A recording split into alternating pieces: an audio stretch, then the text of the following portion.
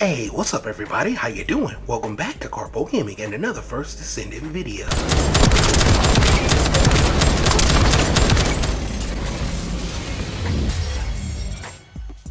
Another one. That's right, we're back at it again, and today I'm going to show you how you can unlock the Blue Beetle ultimate weapon.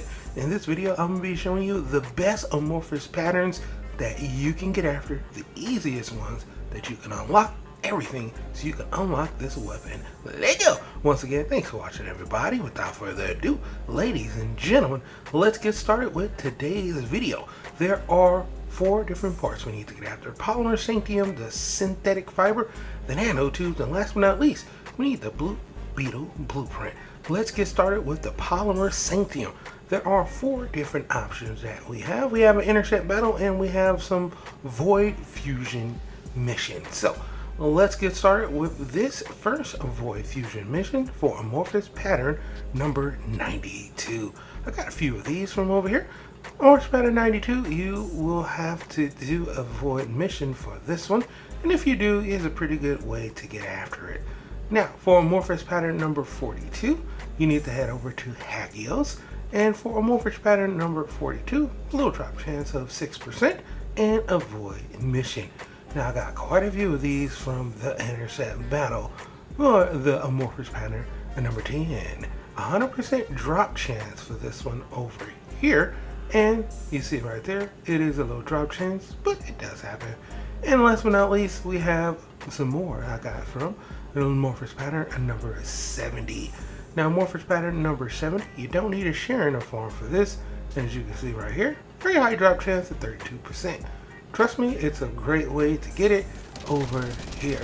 I've gotten quite a few of these from a whole bunch of different spots, and this is by far the best way to get it. I've got a ton of these to drop over here while I was farming for Ultimate VSSO. I know this is 100% of the best way to get it.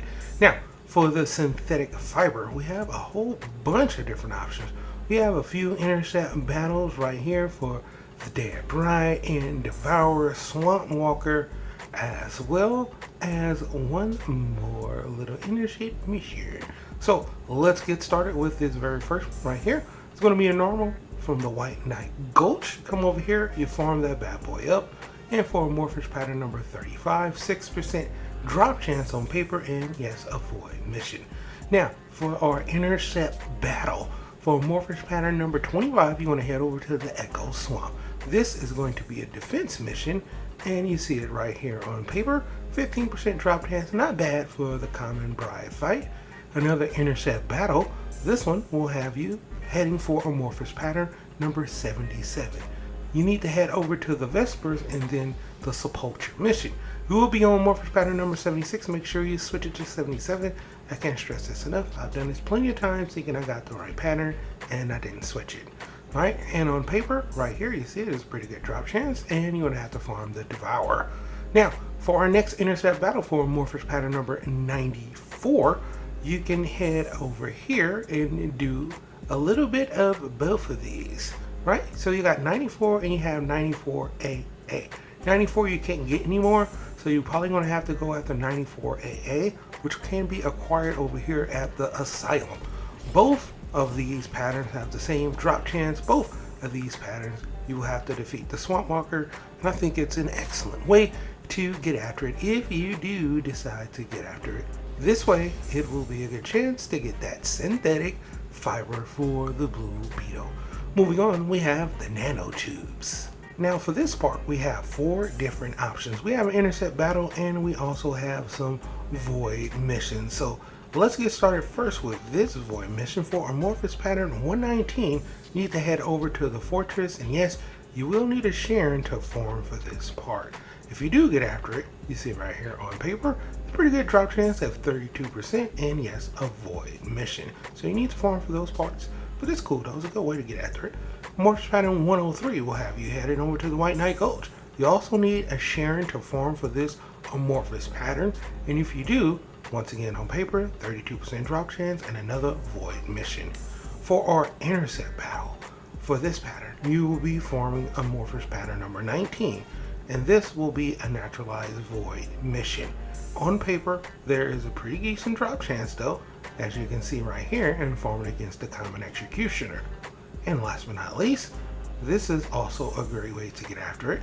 Amorphous pattern number 26 as well, a normal, and this will be a nice way to get after it. On paper, very high drop chance as well, and I highly suggest you get after it this way, another void mission. But it is on normal, so you got an easier boss to get after, easier boss to kill, which makes this a easier form. And it's not a bad way to get after it, in my opinion. This will be the way to go to get the Nano Tubes, although there are other ways to get after it that are pretty good as well. Last but not least, we have the blueprint. We have a few intercept battles that we must do.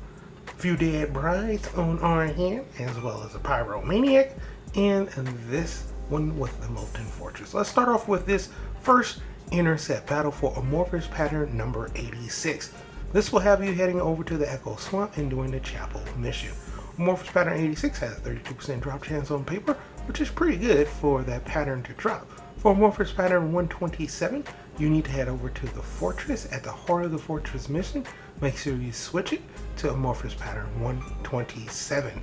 Now, amorphous pattern 127 also have a 32% drop chance on paper, and you will have to face off against that molten fortress. Not bad if you have a nice group with you.